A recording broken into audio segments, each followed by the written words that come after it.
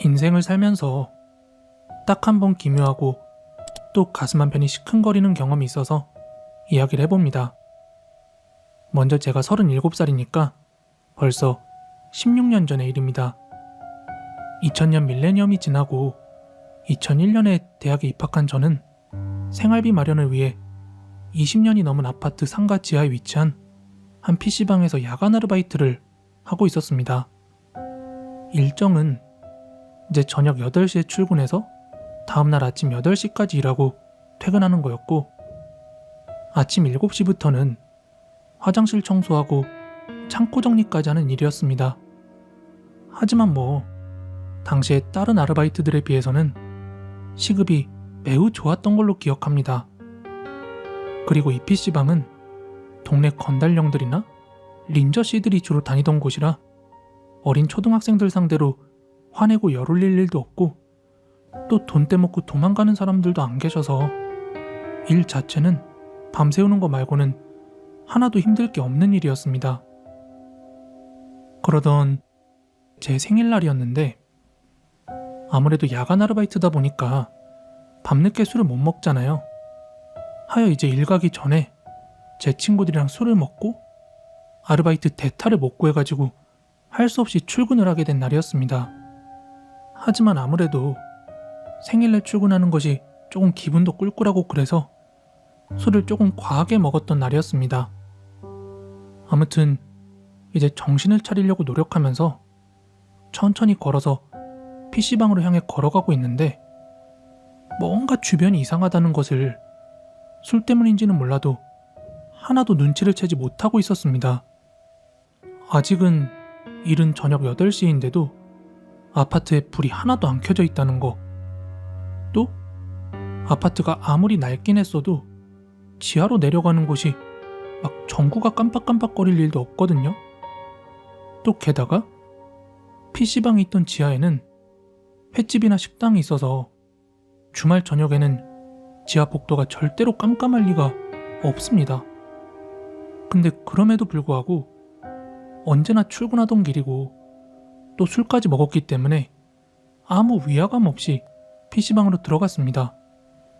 그리고 이제 PC방에 들어가고 나서야 이거 뭐지? 하는 생각이 들었습니다.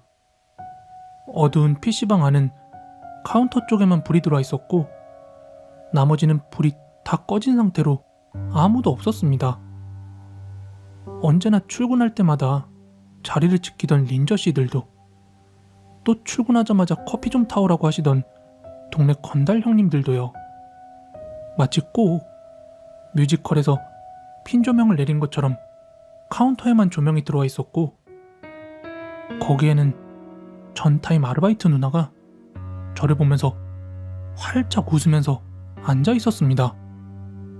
이때서야 술이 확 깨면서 소름이 돋았습니다. 왜냐하면 그 누나는 2주 전에 일을 그만뒀고 며칠 전에 교통사고를 당해서 세상에 없을 누나였기 때문입니다. 술이 깨면서 저를 보고 매우 환하게 웃는 그 누나를 보면서 온몸이 바들바들 떨고 있는데, 이때 누나가 제 곁으로 다가왔습니다. 뭔가 일어나는 기색도 없이 그냥 스르르 미끄러지면서 제 앞으로 온 누나가 얼굴을 딱 굳히면서 이렇게 얘기하는 거예요. 왜 이렇게 늦는 거야? 하고 질문을 하면서 제 얼굴을 빤히 쳐다보고 있었습니다. 너무 몸이 굳어서 전혀 대답을 못하고 있으니까 갑자기 무섭게 화를 내면서 왜 늦는 거냐고? 이렇게 막 소리를 지르길래 일단 저도 모르게 안 늦었어요 라고 대답을 했습니다. 그러자 이 누나가 또 그럼 왜 이렇게 술을 많이 먹었어? 하고 웃으면서 질문을 하는데, 너무 무서워서 그게 친구들하고 술을 좀 이렇게 말하면서 대답을 하는데, 순간적으로 누나의 손이 보이면서 손가락이 하나 둘 접히는 게 보였습니다. 뭔가 숫자를 세는 듯이 그리고 그때 옛날에 어디선가 봤던 글이 번뜩 생각이 났습니다. 귀신이 묻는 말에 3번을 대답하면 귀신이 잡아간다 하는 글이요. 그리고 2번째 손가락까지 접은 누나는 너무나도 밝은 얼굴로 그럼 오늘 끝나고 누나랑 술 한잔 할까? 하고 물어보는데 이거 대답하면 끝이겠구나 라고 생각을 하면서 입을 꽉 다물고 있었습니다. 누나는 처음에 누나가 싫어? 응? 이러면서 계속 저한테 물어보다가 이제 제가 계속해서 대답을 하지 않자 막 소리를 지르기 시작했습니다. 너무 무서웠던 저는 눈을 감고 귀를 막으면서 주저앉아 바들바들 떨고 있었습니다. 한참을 그러고 있었을까? 이게 끝난 건가 아니면 어떻게 된 거지? 하며 살며시 눈을 떴는데 바로 코앞에 눈이 뒤집히고 입이 삐뚤어지게 웃는 그 누나가 제 얼굴을 뚫어지게 보고 있었습니다. 이걸 봄과 동시에 저는 그대로 정신을 잃고 말았습니다. 얼마나 지났는지 모르겠지만 누군가 저를 흔드는 게 느껴져서 일어나 봤더니 아파트 경비 아저씨가 저를 깨우고 있었습니다. 학생, 아니 여기서 뭐 하는 거야? 이러시며 경비 아저씨는 저를 깨우셨고 이제 정신을 차리고 주변을 둘러보니까 폐허가 돼 있는 이상한 공간에 제가 누워 있었습니다. 그리고 나서 경비 아저씨에게 혼나면서 밖으로 나와보니까 이게 제가 일하는 아파트가 아니라 바로 옆에 재개발 예정지라 폐허가 된 아파트 단지 지하상가에 제가 쓰러져 있던 것입니다. 뭐 다 같은 주공 아파트라 술을 먹고 잘못 들어가서 꿈을 꾼 건지 아니면 실제로 어떤 일을 겪은 건지는 잘 모르겠으나 너무나도 저에게는 소름 돋고 무서운 일이라 PC방도 그만두고 다 털어내기 위해서 자취방도 이사를 했습니다. 그리고 이사를 하고 나서 짐 정리를 하다가 원래 쓰던 가방을 수선하느라 잠깐 쓰던 크로스백이 있었거든요. 이 크로스백을 정리하기 위해서 안을 열어봤더니 못 보던 헬로우키티 우편 엽서가 들어있었습니다. 뭐 다들 짐작은 하셨겠지만 제 가방에 이 엽서를 몰래 넣어둔 사람은 바로 그 누나였습니다. 이제 자기가 일을 그만두는데 너를 좋아했었다면서 일을 그만둔 날 만날 수 있겠냐고요. 순간 너무 미안한 마음이 들었습니다. 이 엽서를 제가 발견하지 못해서 누나한테 대답을 하지 못해서 나를 찾아왔던 것인가? 하는 생각이 들어서 너무 미안했습니다. 그리고 저는 누나가 교통사고를 당했던 그 장소에 가서 누나에게 사과를 했습니다. 미안하다고, 이 엽서를 너무 늦게 발견했다고요. 그리고 어디서 들은 건 있어가지고 엽서를 태우면서 기도를 했습니다. 부디 편히 쉬시라고요. 술을 먹고 개꿈을 꾼 건지 아니면 실제로 일어난 일인지 분간은 안 되지만 어릴 때 저는 초등학교를 작은 시골 분교에서 나왔습니다. 모든 전교생이 6명이었던 우리 분교는 따로 정해진 시간표가 없어서 담임선생님이 나가서 놀자고 하면 나가서 놀고 또 공부하자고 하면 공부하는 그런 곳이었습니다. 당연히 우리들은 공부보다는 뛰어노는 곳에 익숙해져 있었고 등교부터 하교 때까지 대부분의 시간을 운동장이나 산에서 뛰어놀곤 했었습니다. 그리고 때는 초등학교 5학년 무렵 여름이었습니다. 매일 운동장에서만 놀기에 실증을 느낀 우리들은 담임선생님께 우리 자연학습 좀 하고 오겠습니다 라고 말씀을 드리고는 개구리하고 가재를 잡으러 산으로 올라갔습니다. 당시 우리 마을에는 마을 뒤편으로 2개의 성황당이 있었고 성황당 주변 나무에는 오색천이 휘감겨 있어서 매우 을씨년스러운 분위기를 풍겼습니다. 이 2개의 성황당 사이로는 작은 개울이 흐르고 있었는데 여기 물이 매우 맑아서 도롱뇽이나 가재가 지천으로 널려있는 곳이었습니다. 예전부터 어른들께서는 성황당 근처에는 얼씬도 하지 말라고 신신당부를 했지만 맑은 개울가에서 놀고 싶은 아이들의 유혹을 막을 수는 없었습니다. 오전 10시가 되었을 쯤에 우리 6명은 그 개울가로 향했어요. 이 개울가는 한여름에도 서늘한 바람이 불고 또 주변은 숲으로 우거져 있어서 피서장소로는 그만인 곳이었지만 마을 사람들 그 누구도 아무리 더운 날이라고 할지라도 이 근처로는 잘 지나다니지 않았습니다. 여름의 더위도 피할 겸 우리 6명은 개울가에 발을 담그고 가재를 잡으면서 놀고 있었습니다.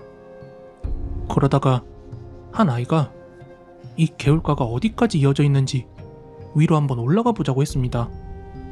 괜한 모험심과 호기심에 들뜬 우리들은 당연히 콜을 했고 이 개울가 위로 계속해서 올라갔습니다. 그렇게 한 40분쯤 개울을 거슬러 올라가자 개울물이 발이 시리도록 차갑고 한여름임에도 오한이 들 만큼 차가운 공기가 느껴졌습니다. 그리고 대낮이었지만 이 주변이 온통 숲으로 둘러싸여서 아주 어두컴컴했습니다.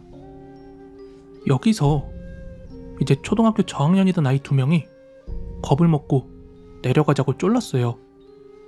하지만 저는 6학년 형과 함께 괜한 어른스러움을 보여주고 싶어서 하나도 겁이 안 난다고 괜찮다고 올라가자고 했습니다. 그렇게 한 20분 정도를 더 올라가자 개울가 옆으로 어떤 집이 한 채 보였습니다. 아주 낡은 나무로 지어진 집이었는데 신기하게도 문과 창호지에 어디 창호지 하나가 찢어진 곳도 없이 깨끗하게 발려 있었습니다. 누가 집을 관리하는 것처럼 창호지가 새하얗고 깨끗하게 유지가 되어 있던 게 아직까지도 기억이 납니다. 새로운 아지트를 발견한 기분으로 그 집을 탐색해보자고 했어요.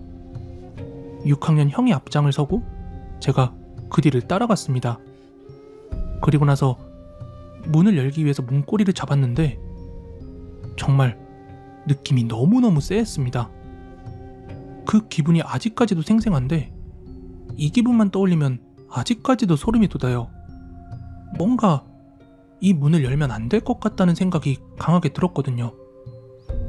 그리고 이 문고리는 노란색, 빨강색, 파랑색 등의 끈으로 묶여져 있었습니다. 6학년 형이 이 끈을 끊고 문고리를 열어젖히자 방 안에서 굉장히 차가운 공기가 확 느껴졌습니다. 방 안은 신문지하고 부적 등의 종이로 덕지덕지 도배가 되어 있었고 장롱이나 책상, 이불 등은 먼지가 쌓인 채 그대로 있었습니다. 우리들은 방에 뭐 쓸만한 게 있나 들어가서 천천히 구경을 하기 시작했어요.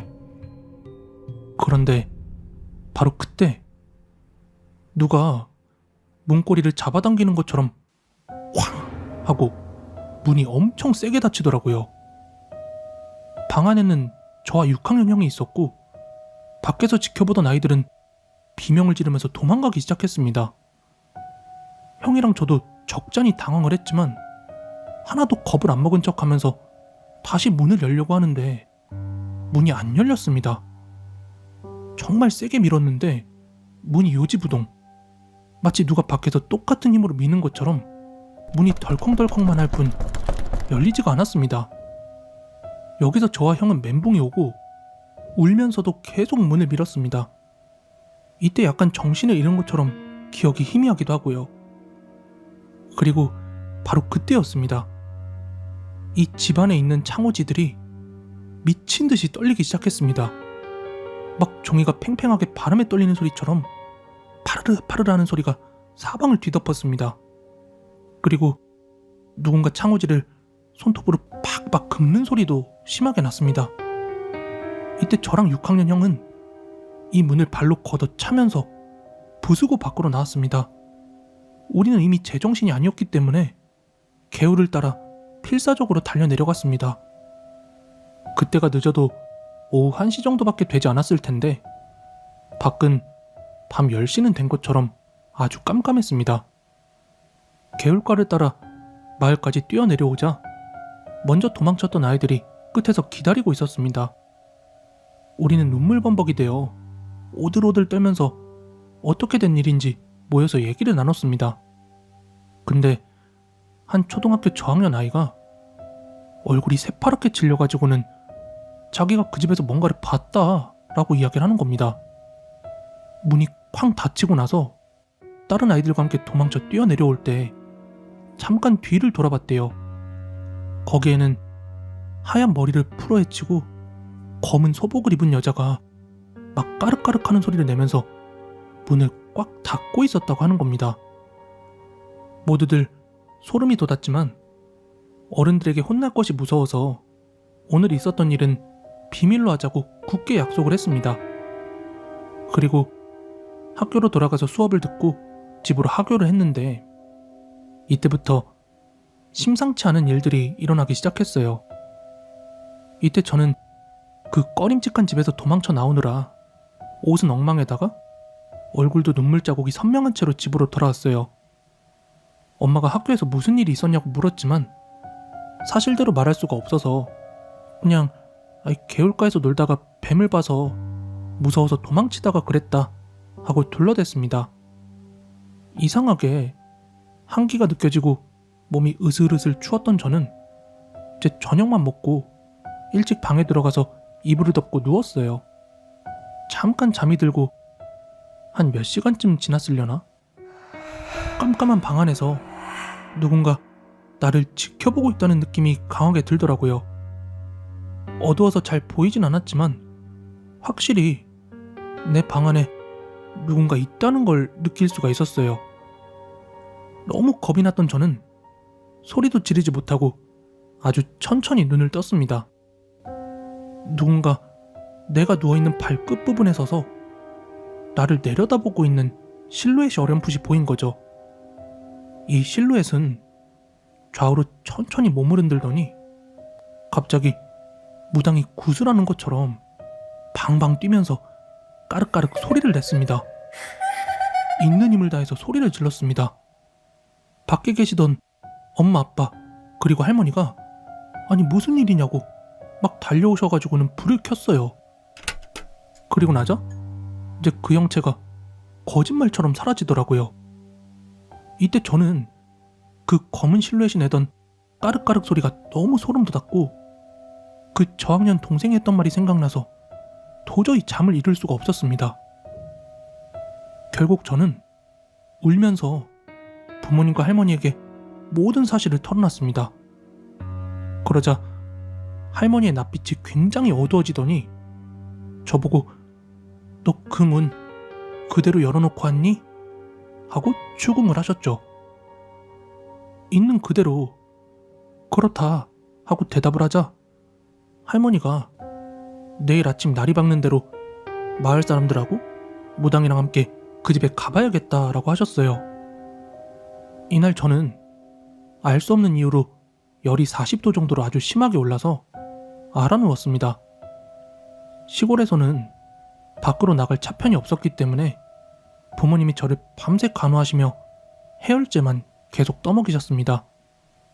하지만 차도가 없이 아침이 밝도록 고열에 시달려야만 했습니다. 그리고 아침이 되자 할머니는 곧바로 읍내에 있는 한 무당을 찾아가셨어요. 그리고 이제 저와 같이 그 폐가에 갔던 아이들을 모두 우리 집으로 불러 모았습니다. 이때 저는 그 고열이 나는 아픈 몸으로 아이들과 같이 두려움에 떨고 있었습니다. 오후쯤이 돼서야 할머니가 무당과 함께 집으로 돌아오셨는데 무당이 우리 집 문을 열자마자 소금을 마구 뿌려대면서 아유 나 너무 추워가지고 이 악귀 혼자 쫓아낼 수가 없겠다 라고 하셨죠. 아이들하고 저는 공포에 질려서 전부 울기만 하고 있었는데 한 1시간 후쯤에 이 무당분의 연락을 받고 다른 무당까지 우리 집으로 찾아왔습니다. 이윽고 무당 둘은 곧바로 구슬하기 시작했어요. 뭐 차려놓은 음식도 없고 변변한 도구도 없이 이상한 나뭇가지 하나와 방울만 들고 구슬하기 시작했습니다. 아이들하고 저는 구슬하는 한가운데 모여 앉아서 아주 겁에 질린 채 무당만 지켜볼 뿐이었어요. 막 덩실덩실 춤을 추면서 구슬하던 무당 한 명이 갑자기 뭐에 홀린 것 마냥 막 자지러지게 웃더니 우리를 죽일 듯이 쏘아봅니다. 그리고 나서 우리에게 다가와서는 왜 자기 집에 왔느냐, 문을 다 부숴놨으니까 갚아라 하면서 우리를 마구 흔들어 제꼈죠. 그리고 나서 머리를 풀어헤쳐서 산발을 만들더니 막 까르까르거리면서 웃기 시작했습니다. 너무 겁이 났던 우리들은 살려달라면서 빌고 또 빌었습니다. 그러던 이 귀신에 홀린 무당이 갑자기 우리 집 문에 박차고 뛰어들어가더니 내 방을 막 뒤지기 시작하는 거예요. 그리고 나서 잠시 후에 이 무당이 제 방에서 뭔가를 가지고 나왔는데 이건 새하얀 창호지였습니다. 누군가 방금 접어놓은 것처럼 빳빳하고 깨끗하게 접힌 창호지가 제 방 안에서 나온 것이죠. 그리고 그 무당은 이 창호지를 품 안에 품더니 이제 집으로 돌아가겠다고 하면서 휑하니 나가버렸어요. 이때 구경하던 마을 사람들과 다른 무당 한 명이 풀이 나게 그 무당의 뒤를 쫓았어요. 귀신에 홀린 무당은 우리 마을 사람이 아니기 때문에 이 성황당 사이에 있는 길을 알 턱이 없는데 마치 자기 집으로 향하는 것처럼 성큼성큼 성황당 사이 개울물을 따라 허겁지겁 올라가더라고요. 그리고 마침내 우리가 어제 도착했던 그 폐가로 들어갔는데 이상하게도 이 폐가의 한쪽 벽의 창호지만 전부 벗겨져 있었다고 합니다. 귀신이 홀린 무당은 이 벽에다가 아까 품어갔던 그 창호지를 붙이더니 너네 다시 한 번만 내 집을 건들면 이 마을 사람들 전부 씨를 말리겠다 이러면서 소리를 질렀습니다. 이 광경을 모두 목격한 마을 사람들은 성황당 사이 개울을 폐쇄하고 성황당 두 곳에 매년 제사를 지내게 되었습니다.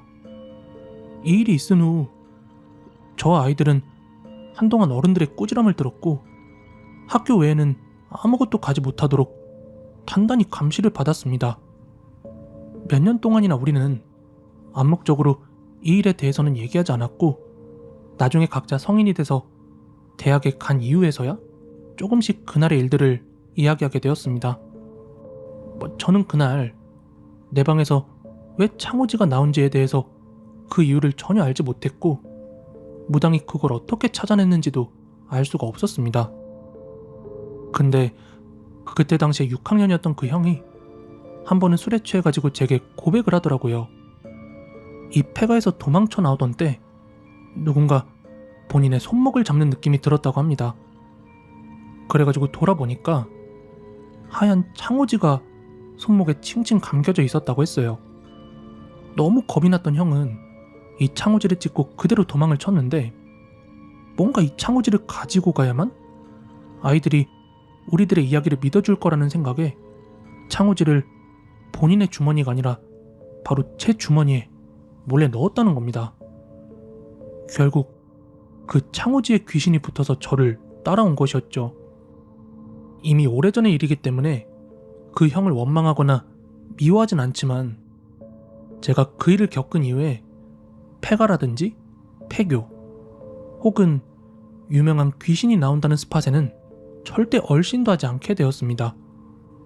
버려진 곳들은 나름의 이유가 있을 거고 또 그런 곳들은 귀신들이 살기 아주 좋은 곳이기 때문이겠죠. 만약 폐교나 흉가 같은 데 가보고 싶다거나 또 그런 호기심을 갖고 있다면 당장 그 마음을 고쳐먹기를 당부드립니다.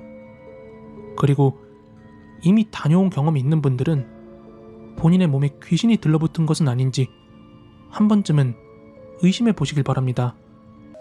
이거 겪은 지 얼마 안 된 실제 이야기라 너무너무 소름이 돋아서 한번 이야기를 해봅니다. 일단 꿈을 최대한 자세하게 묘사할 거라 이거 참고하고 들어주시면 감사하겠습니다.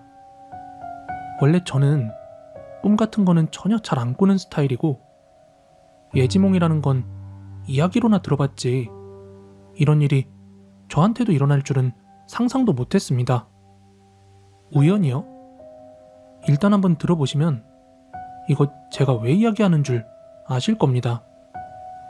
먼저 첫 번째 꿈은 제가 길가에 쪼그리고 있는 한 강아지를 발견한 상황이었습니다. 털색과 등을 보니까 시추로 보였고 홀로 어미도 주인도 없이 등을 보이고 엎드려 있길래 가까이 가서 쓰다듬었어요. 하지만 애가 의식이 없어 보였습니다.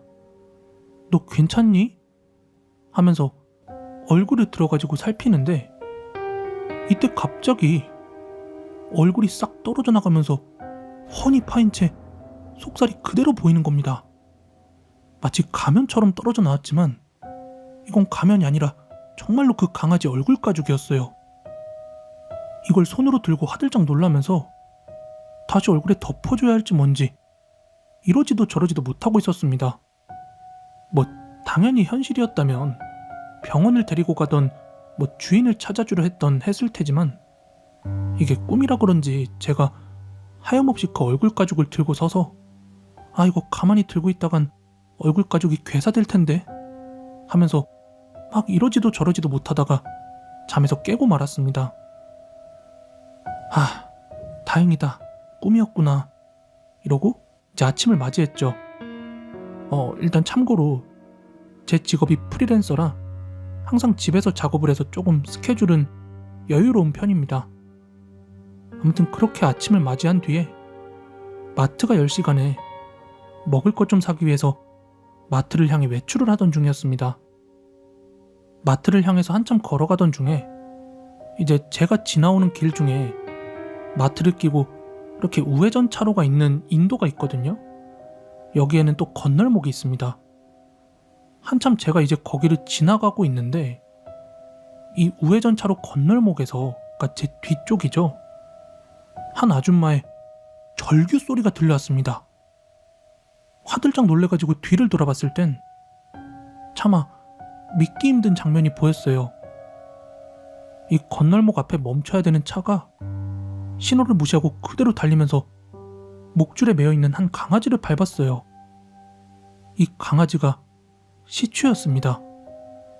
더는 지켜보지 못하고 곧장 마트로 향했고 애써 무시하고 걸어가는 내내 이제 뒤에서 현장의 소리가 들려오는데 아비규환 그 자체였습니다. 그리고 또한 이때 저는 잠에서 깬 지 오래되지 않은 상태라 아직 꿈이 잊혀지지도 않은 상태였거든요. 굉장히 찝찝하고 머릿속에 그 장면이 맴도는 상태였습니다. 아무튼 그런 상태로 그날 저녁이 왔어요. 하루 종일 기분이 뒤숭숭한 채 밤이 와서 다시 잠이 들었고 희한하게 이틀 연속으로 꿈을 꾸게 되었습니다. 이 꿈속에서는 제가 어느 골목길을 걸어가고 있었는데 이게 처음에는 어딘지 모르겠는 전혀 낯선 골목을 걸어가고 있는 거예요. 여기가 어디지? 영 낯선데? 하고 이리저리 주변을 둘러보고 있다가 어느 한 건물에 2층에 있는 창문이 눈에 들어왔어요. 이 꿈속의 배경은 밤이었고 창문은 불이 켜져 있는데 또 열려 있었습니다.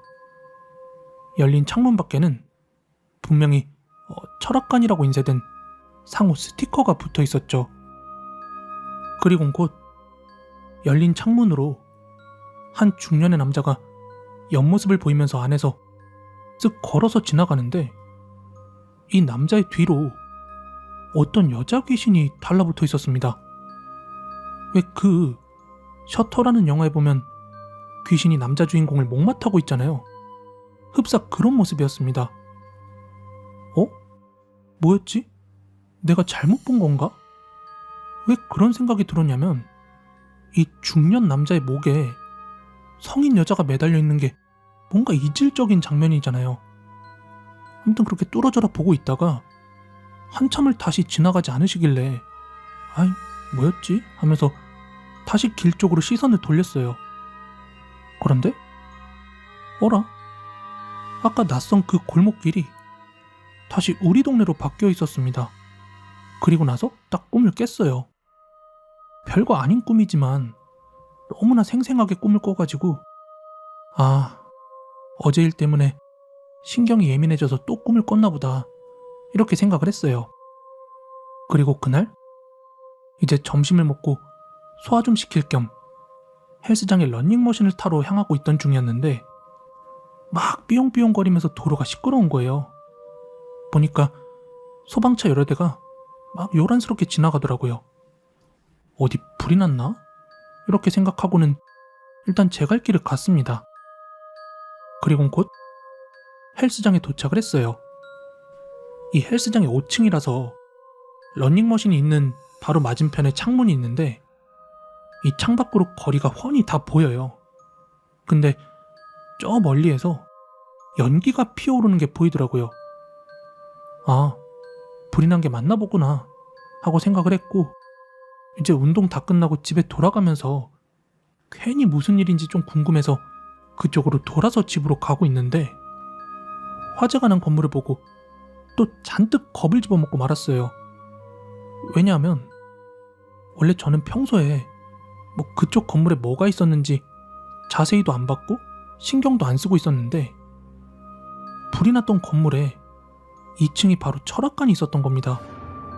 그리고 같은 건물에 있는 사람들 아무도 피해자가 없었는데 철학관 아저씨만 유독가스를 마시고 안에서 사망을 했다고 하고요. 온몸이 저릿하면서 차가운 피가 돌듯 머리가 핑 돌더라고요. 그리고 나서 이제 집에 도착하자 몸에 힘이 쫙 풀리면서 아무것도 안 잡히더라고요. 뭔가 일은 해야겠는데 막 손도 달달 떨리고 가슴도 진정이 안 돼서 좀 진정 좀 하고 일을 좀 하자 이러면서 넷플릭스하고 유튜브를 좀 뒤적거리면서 시청하다가 잠깐 잠이 들었어요. 다행히도 이 낮잠간엔 아무 꿈도 꾸지 않았습니다. 꽤 깊게 잠들어서 한 3, 4시쯤 잠이 든 것 같은데 깨어나니까 한 8시쯤 됐더라고요. 일단 곧장 저녁을 챙겨 먹고 늦은 저녁 일을 하기 시작했습니다. 낮잠도 너무 오래 잤고 이틀 연속으로 꿈과 현실이 연결되는 이상한 경험을 하다 보니까 이 루틴을 깨버리고 싶었습니다. 그래가지고 일단 밤늦게까지 최대한 일을 하면서 몸을 고단하게 만들자. 아예 꿈 같은 건 꿀 수도 없는 아주 힘든 컨디션으로 잠을 자자 생각하면서 늦게까지 일을 했습니다. 약간의 졸음에는 계속 버티고 하면서 침대에 쓰러지기 직전까지 계속해서 버텼습니다. 하지만 어느 순간 이미 책상에서 잠시 졸아버렸나 봅니다. 꿈속이었어요. 이때 저는 어느 높은 건물에 있었습니다. 옆으로는 강이 보이고 있는 어느 아파트 건물이었죠.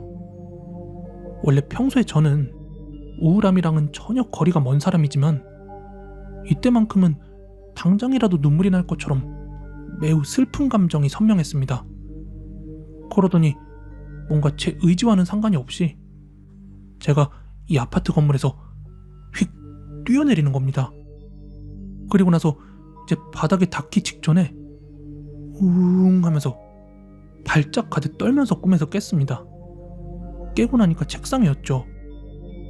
요즘 따라 왜 이렇게 꿈이 선명한지 조금 짜증도 났는데 한편으로는 뭐 제가 어디 가서 뛰어내릴 일은 전혀 없을 테니까 그래 역시 개꿈이었네 하고 침대로 가서 TV를 보다 그대로 잠이 들었습니다. 그리고 바로 다음날 저는 진짜 믿을 수가 없었습니다. 부산에 살고 있는 본가 어머니에게 연락이 왔는데 그 동네 아주머니들 사이에서 뭔가 카톡 같은 게 오갔나 봐요. 그리고 거기에서 오갔던 사진을 보내주시면서 어느 학생이 저기 무슨 아파트에서 뛰어내렸단다 하면서 하얀 천으로 덮여있는 사진을 하나 보내주신 거예요. 진짜 제가 지금에 와서 이렇게 이야기할 수 있는 건 이 마지막 3번째 예지몽을 끝으로 저의 예지몽이 멈췄기 때문입니다.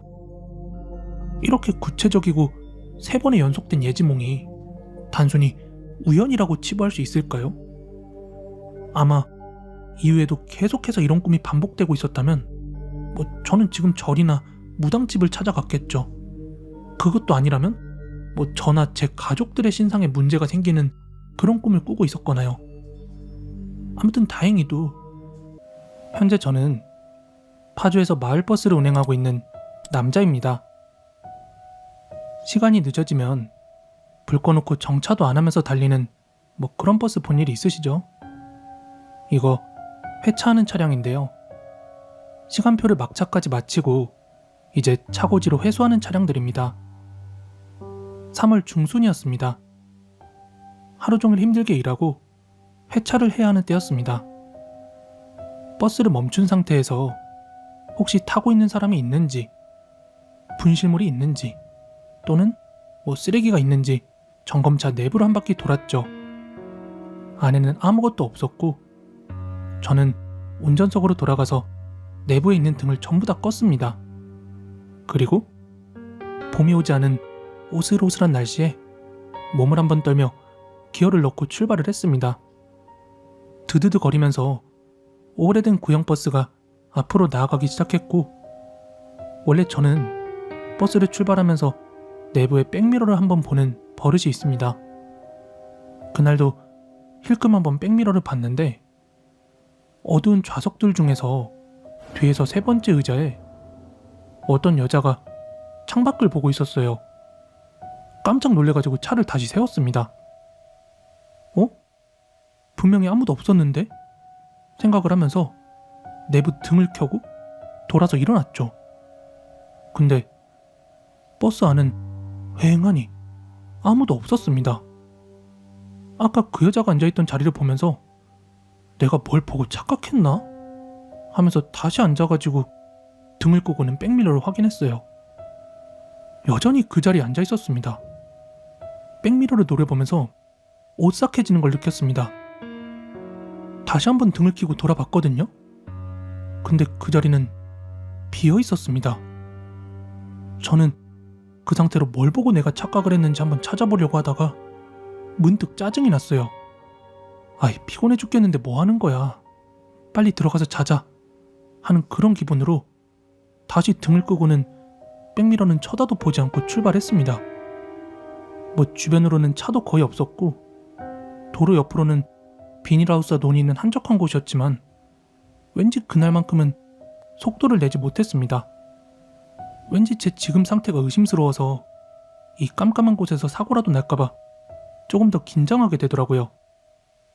아무튼 그렇게 조금 더 앞으로 가다가 이제 커브길이 나오면서 그쪽에 가로등이 좀 설치가 되어 있었거든요.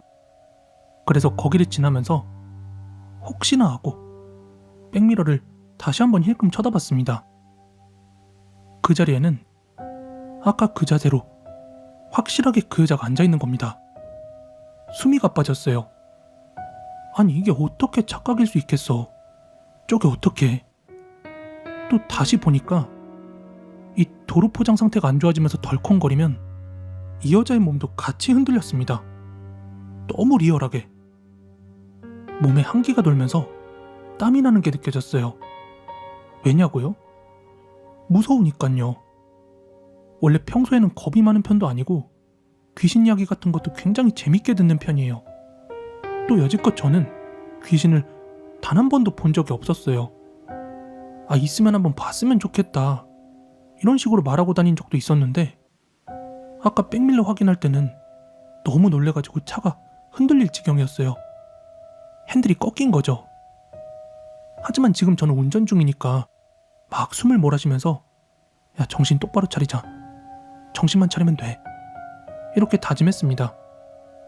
만약에 저게 진짜 사람이 타고 있던 거면 일단 차고지에 가서 몰랐다고 사과하고 택시비를 주던가. 근데 여기서 최악은 저게 진짜 귀신이고 내가 홀려서 사고 나서 죽는 거다. 이렇게 생각하면서 운전에만 집중했습니다. 아니, 운전으로 도피를 한 거죠. 이 등 뒤에 귀신을 태우고 운전한다는 게 도무지 쉽지가 않았습니다. 손이 땀으로 흥건해졌고 숨을 몰아쉬면서 버스를 몰았죠. 욕까지 중얼거렸습니다. 벨이 눌리기 전까지는요. 하차벨이 울리면서 피가 거꾸로 솟는 느낌에 저도 모르게 급브레이크를 밟았습니다. 여기서부터는 확실히 기억도 나지 않습니다. 하지만 다행스러웠던 건 주변에 달리는 차가 없었다는 점. 그치만 불행했던 건 주위에 차 한 대도 없는 아주 어두운 시골 도로라는 것이었어요. 그렇게 제정신이 아닌 상태로 버스 핸들을 바라보면서 숨을 헐떡이고 있을 때 이 여자가 내 옆으로 다가왔다는 게 느껴졌습니다. 아마 같이 떨고 있었을 거예요. 버스 앞유리에 희미하게 비친 사람이 바로 제 코 옆에 있었으니까요. 내 귀에 이 여자의 얼굴이 너무 가깝게 붙어 있었습니다. 그러더니 나한테 말을 했어요. 속삭이듯이. 저는 그 말이 그 당시에는 들리지 않았거든요. 하지만 조금씩 차분해졌다는 거예요. 뒷문을 열었습니다. 그리고 잠시 후에 여자가 사라졌다는 게 느껴지고 다시 문을 닫았어요. 그리고 다시 침착하게 출발을 해서 그날 하루가 무사히 지나갔습니다. 이제 차고지에 도착을 해서 버스를 주차를 했고 제 자가로 집에 오면서 생각을 해보니까 그때 여자가 뭐라고 속삭였는지 그 말이 확실히 떠올랐습니다. 이게 제가 기억을 왜곡시킨 건지 뭔지 확실치는 않지만 분명히 이렇게 두 마디였어요. 그러지 말아요. 미안해요.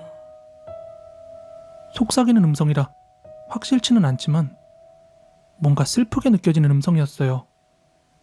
평상복을 입은 젊은 여자였는데 내린 곳은 꽃마을. 정확한 명칭은 제가 썼다가 다시 지웠습니다. 이런 거 쓰는 게 아닌 것 같아서요. 만약에 이미 임종한 처자라면 어떤 사연이 있는지는 모르겠지만 편히 쉬었으면 좋겠습니다. 사람이 죽으면 남는다는 넋귀신. 정말 뭐 그런 게 존재할까요? 사람은 죽으면 도대체 어디로 가는 걸까요? 아직 죽어보지 못한 저로서는 뭐가 진실인지 알 수 없지만 분명히 귀신은 존재하는 것 같습니다. 설명할 수 없는 일들이 마치 귀신의 존재를 증명해주듯이 일어나고 있으니까요. 물론 저도 동료도 귀신을 본 적은 없습니다. 다만 귀신이 정말 존재하는 걸까? 하는 의구심이 들 만한 경험들이 있습니다. 일단 제가 일하는 곳은 병원입니다. 물론 지금 병원에는 살아있는 사람들만 있지만 이 병원이 존재한 이래로 죽은 사람의 수가 훨씬 더 많을 겁니다. 보통 우리 병원은 상태가 안 좋은 환자들을 간호사 스테이션에서 가까운 병실에 배치를 합니다. 그러다 보니까 거의 1호실이나 2호실은 중환자들이 많이 있게 됩니다. 또 그러다 보니까 그 호실에서 돌아가시는 분들이 좀 많습니다. 그러던 어느 날이었습니다. 1호실에 입원해 계시던 할머니가 농담식으로 이야기를 건넸어요. 저기 창문에 붙어있는 귀신들 보여? 에이 할머니, 농담도 참. 귀신이 어디 있어요? 아니 정말이야. 저기 창문에 다닥다닥 붙어있어. 근데 저 옆에 있는 대학병원은 더 많아. 거기는 너무 많아서 창문에 빈틈이 없을 정도야. 여기까지는 그냥 그러려니 하면서 넘겼습니다. 그리고 바로 뒤이어지는 할머니의 말. 내일이면 나 데리러 올 거야. 나 내일 가. 이번에도 그저 농담이겠거니 그냥 하는 소리겠지 하면서 넘겼고, 환자분 상태가 좋은 편은 아니었지만 뭐 그렇다고 당장 내일 돌아가실 컨디션도 아니었어요. 하지만 다음날 출근해보니까 정말로 할머니가 돌아가셨습니다. 할머니가 간다고 했던 바로 그날 새벽에, 바로 전날까지만 해도 함께 이야기했던 그분이 밤사이에 정말로 본인 말처럼 가버리신 겁니다. 그리고 이번엔 얼마 안 된 이야기입니다. 우리 병원에서 새로 생긴 지 얼마 안 된 병동에서 일어난 일이기 때문입니다. 우리 병원 별관에는 2층에 호스피스 병동이 있고 3층에는 신경과 병동이 있습니다. 그 별관의 병동은 그 두 개밖에 없습니다. 이번 이야기는 3층 신경과 병동에서 일어난 일입니다. 입원 기간이 길어져 장기가 되어버린 환자가 있었습니다. 2인실을 가끔 혼자 쓰게 되곤 했는데 그날도 2인실에 그 환자 혼자 있게 된 날이라고 했어요. 그날따라 잠을 설쳤다는 환자. 오랜 기간 입원을 해서 알고 있지만 그 환자는 평소에도 말이 없어서 간호사들한테도 거의 말을 걸지 않는다고 했습니다. 하지만 어느 날 나이트번 간호사가 처치를 위해서 새벽에 들어가자 웬일인지 환자가 말을 걸더라는 겁니다. 오늘은 왜 까만 옷 입은 사람이랑 같이 들어왔어? 네? 아니, 왜 옆에 까만 옷 입은 사람이랑 같이 왔냐고. 순간 소름이 끼쳐서 얼른 처치만 하고 병실을 나왔다고 했어요. 근데 나중에 알고 보니까 아마 그 시간쯤에 바로 아래층 병동인 호스피스 병동에서 한 분이 돌아가셨다고 했습니다. 우리는 아마 그 까만 옷을 입은 사람이 저승사자가 아니었을까 하고 추측을 해봤습니다. 그러자 온몸에 소름이 돋더라고요. 그리고 이건 제가 간접적으로 겪은 영혼에 관한 이야기입니다. 현재 일하고 있는 병동으로 내려온 지 얼마 안 됐을 때 일입니다. 외과 병동이다 보니까 암 환자들도 많았고 연세가 많다 보니 말기암 환자분들도 많이 오셨을 때입니다. 뭐 지금이야 호스피스 병동으로 가지만 그때는 호스피스 병동이 만들어지기 전이라 우리 병동이 곧 호스피스 병동 역할까지 해야 되는 상황이었습니다. 그리고 그분도 암 말기로 오셨던 분이었습니다. 상태가 점점 안 좋아져서 모르핀 주사를 맞으면서 본인의 자가의식은 없어진 지 오래였습니다. 상태가 안 좋긴 했지만 바로 그날 돌아가실 만한 상태는 아니었습니다. 그날은 주말이라서 아들이 와서 보는 상황이었고 저는 그날 그 환자를 담당했던 나이트번 간호사였습니다. 평소와 다름없는 별 문제 없는 새벽이었습니다. 그 환자의 상태도 여느 때와 같이 똑같았고 혈압 등이 흔들리는 상태도 아니었습니다. 항생제를 주기 위해서 한 새벽 2시쯤이었나? 그 환자를 보러 들어가서 항생제를 주고 있는데 갑자기 옆에서 자던 아들이 화들짝 놀라면서 깨는 것이었습니다. 그래서 너무 놀래가지고 그 깬 아들분에게 혹시 나쁜 꿈이라도 꾸셨어요? 하고 물어봤습니다. 아들은 제 물음에는 대답도 하지 않고 대뜸 우리 아버지 상태는 좀 어떠세요? 하고 묻는 것이었습니다. 이 물음에 저는 뭐 괜찮으신데 똑같으세요 하고 대답을 했고 그제서야 아들은 조금 안도했는지 제가 처음에 물었던 질문에 대답을 했어요. 그렇다면 다행이네요. 방금 꿈을 꿨는데 아버지가 인사를 하더라고요. 너무 생생하게. 이야기를 듣고 그냥 상황이 이러니까 그런 꿈을 꾼 것 같다. 너무 걱정하지 마시라. 이렇게 얘기를 하고 나왔습니다. 하지만 그날 새벽이 채 가기도 전, 그러니까 제가 퇴근을 하기도 전에 그 할아버지는 몇 시간 만에 갑작스럽게 돌아가셨습니다. 아들이 그 꿈 이야기만 하지 않았어도 그냥 그러려니 했을 텐데 돌아가시던 새벽에 아들 꿈에 생생하게 나와서 인사를 했다는 그 꿈 이야기. 어딘가 모르게 이 퇴근하는 내내 찜찜하고 소름 돋았던 기억이 있습니다. 그리고 우리 친할아버지가 사고가 나시던 날 유난히도 우리 엄마의 꿈자리가 좋지 않았다고 했습니다. 그래서 그날은 노인정을 가던 할아버지의 뒷모습을 내내 지켜보셨다고 했어요. 뭔가 찜찜한 기분을 도저히 떨쳐버릴 수가 없어서요. 그래가지고 그냥 꿈이겠지 하면서 넘겼는데 바로 그날 우리 할아버지는 바닥에 머리를 찌으시면서 급성 뇌출혈이 왔고 끝내는 그 뇌출혈로 바로 그날은 아니지만 그 사고가 원인이 돼서 며칠 뒤에 돌아가셨습니다. 그리고 할아버지가 돌아가시던 그날 할아버지가 유난히 예뻐했던 토끼 한 마리도 죽었습니다. 이건 제가 초등학교 5학년 때의 일이었죠. 뭐 그때도 지금도 여전히 할아버지가 가는 길에 데려가시지 않으셨나 하는 생각이 먼저 듭니다. 우연의 일치일 수도 있겠지만요. 이렇게 우리가 예지몽이라고 부르는 꿈들, 그리고 아주 종종 목격되는 귀신 이야기들을 듣고 경험하고 하면서 예전에 대학 시절에 저는 책을 읽는 걸 정말 좋아했습니다.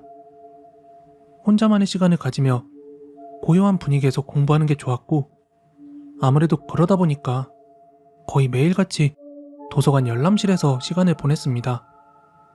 하지만 그날 이후 저는 다시는 도서관에서 혼자 공부하지 않게 되었습니다.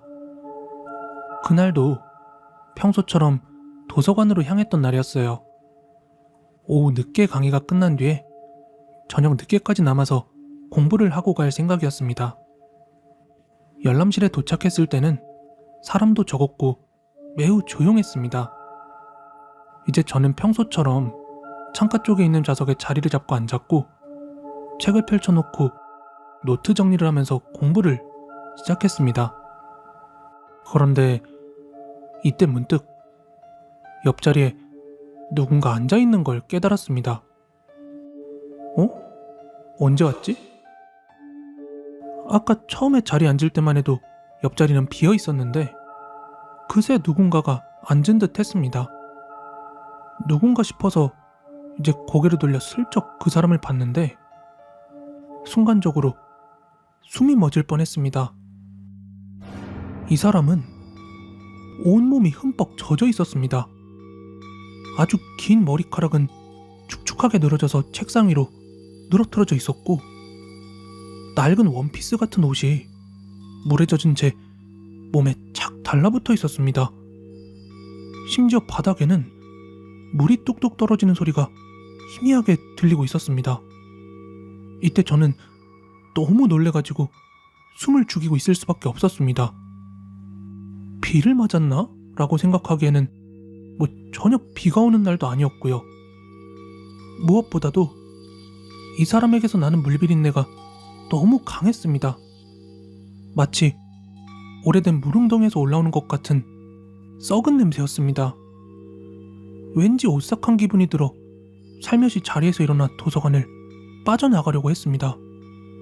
그런데 바로 그 순간 이 사람이 움직였습니다.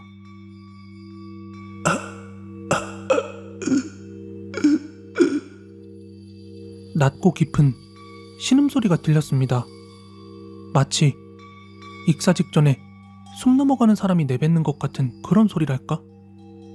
이때 저는 그대로 얼어붙었습니다. 그리고 이 사람이 천천히 고개를 들어 얼굴을 돌리는 순간 이 얼굴을 보고 그대로 비명을 지를 뻔했습니다. 눈이 없었어요. 눈이 있어야 할 자리에는 검게 텅 빈 구멍만 있었습니다. 입술은 잔뜩 부풀어 있었고 창백한 얼굴에서는 물이 흐르고 있었습니다. 완전히 겁에 질린 저는 그대로 몸을 돌려 내달렸습니다. 도서관 밖으로 나와서 숨을 헐떡이며 뒤를 돌아봤지만 이 사람은 열람실에서 한 발짝도 나오지 않았습니다. 몇 시간이 지나고 나서야 진정이 된 저는 도서관 직원에게 돌아가서 물어보게 되었습니다. 혹시 방금 전까지 열람실에 있던 그 물에 젖은 사람 못 보셨어요? 네? 물에 젖은 사람이요? 오늘은 그 자리 예약도 없었고 아무도 앉지 않았어요. 순간 저는 등골이 서늘해졌습니다. 하지만 어쩐지 이 도서관 직원은 저를 이상한 사람처럼 보기보다는 뭔가 안타깝다는 표정으로 쳐다보고 있었어요.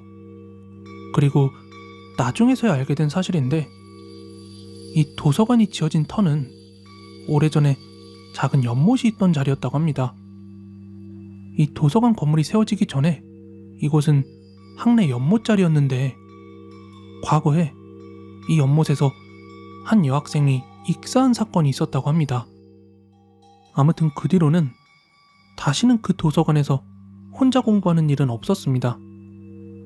마지막으로 동기들과 함께 마지못해 갔던 적이 한 번 있었는데 어딘지 모르겠지만 은은하게 풍겨오는 물비린내와 그 축축한 공기, 이것이 저의 마지막 도서관 방문이 되었습니다. 이 이야기는 저의 사촌 여동생이 어린 시절에 직접 겪은 실제 이야기입니다. 사촌 여동생은 영감이 강해서 어릴 때부터 이상한 것을 자주 본다고 했었어요. 원래 처음에는 가족들도 대수롭지 않게 넘기곤 했었는데 어느 날 있었던 이 사건 이후로는 아무도 그 말을 가볍게 듣지 않게 되었습니다.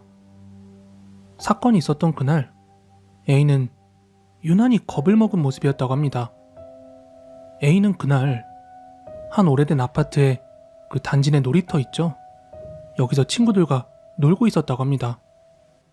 그러던 중에 얘가 갑자기 울음을 터뜨리면서 이모에게 달려왔다고 합니다. 이모는 너무 깜짝 놀라서 A를 붙잡고 이유를 물었대요. 왜 그래? 무슨 일이야? A는 얼굴이 새하얗게 질린 채 그저 연신 무섭다는 말만 중얼거릴 뿐이었습니다. A를 꼭 안아주면서 달래줬지만 A가 여전히 두려움에 떨면서 눈물을 멈추지 못하더래요. 그리고 잠시 뒤 A는 손가락으로 놀이터 근처에 있는 한 아파트를 가리키면서 엄마, 저기 봐봐. 창문에 사람이 있어. 이모는 이상한 기분이 들었지만 혹시 A가 잘못 본 게 아닐까 싶어가지고 A를 안고서 걔가 가리킨 방향을 쳐다봤대요. 근데 아무것도 없었습니다. 사람? 사람이 어디 있어? 아무것도 없잖아. 이모는 안심을 시키듯 이야기를 했죠. 하지만 A는 더욱 강하게 고개를 가로저으면서 아니야, 지금도 있잖아. 목에 줄을 감은 사람이 우리 쳐다보고 있어. 이 말을 듣는 순간 이모는 왠지 모르게 등골이 너무 서늘해졌대요. 왜냐하면 이때 A가 손가락으로 가리킨 곳이 4층 한가운데에 있는 어느 창문이었다고 합니다. 근데 그 창문은 커튼이 쳐진 채 아무도 없는 듯한 방이었대요. 하여 이모는 A를 안고 황급히 집으로 돌아왔습니다. 그리고 그날 저녁 제 가족들 다 모인 자리에서 A가 낮에 봤던 그 이야기를 꺼낸 겁니다. 이야기를 들은 아버지와 할머니는 처음에는 꿈을 꾼 거 아니냐 하면서 가볍게 넘기려고 했지만 이모는 봤잖아요. 대낮에 A의 반응이 너무 심각해 보였기 때문에 가볍게 넘길 수 없었다고 합니다. 그리고 이어서 이모도 몰랐던, 듣지 못했던 이야기를 하더래요. 원래는 고개를 떨구고 있었는데 내가 계속 쳐다보니까 천천히 고개를 들었어. 그리고 나를 보고 씩 웃었는데 엄마 그때 못 봤지? 그때 보니까 목에 줄이 칭칭 감겨 있어가지고 얼굴이 파란색이었어. A는 이 장면을 떠올리는 것만으로도 무서운 듯 온몸을 떨었다고 합니다. 또 제 가족들도 얘가 이런 반응을 보이면서 이야기를 하니까 등골이 오싹해진 거예요. 이거 장난으로 넘길 건 아니구나. 약간 이런 느낌을 받았나 봐요. 하여 이모부께서는 뭔가 불길한 예감이 들어서 그날 밤 직접 아파트 관리인에게 전화를 걸었다고 합니다. 그리고 이제 다음날 아침 아파트 관리인은 이모부에게 뜻밖의 사실을 전해주었다고 합니다. A가 봤던 그 4층 창문 있잖아요. 이 집에 예전에 한 남자가 살고 있었는데 몇 년 전에 그 방에서 남자가 목을 메고 자살했다는 내용이었습니다. 그 사건이 있었던 뒤로 아직까지 방은 비어있는 상태고 간혹 가다가 사람들이 그 방에서 이상한 그림자가 보인다던가 아니면 커튼이 혼자 움직이는 것 같은 기분이 든다 이런 이야기를 했었다는 거예요. 아무도 없는 집인데 막 누가 드나드는 거 아니냐면서. 아무튼 이런 해프닝이 있은 뒤에 이모네는 그 아파트 단지를 떠나게 되었습니다. 더 이상 A가 그 귀신을 반복해서 목격하는 걸 원치 않았던 거예요. 하여 아직까지도 남아있는 우리 가족들은 웬만해서는 그 방 쪽을 쳐다보는 일이 없었습니다. 하지만 시간이 많이 지난 지금도 A는 여전히 가끔 그날을 떠올리면서 이야기를 하곤 합니다. 왜 하필이면 그 사람이 나를 쳐다봤을까? A는 단순히 영감이 강한 아이였을까요? 아니면 그 남자가 A에게 무언가를 전하고 싶었던 걸까요? 이후 그 방에서 다시 사람이 죽거나 사고가 났다는 이야기는 듣지 못했지만 아직까지도 그 아파트 단지를 지날 때면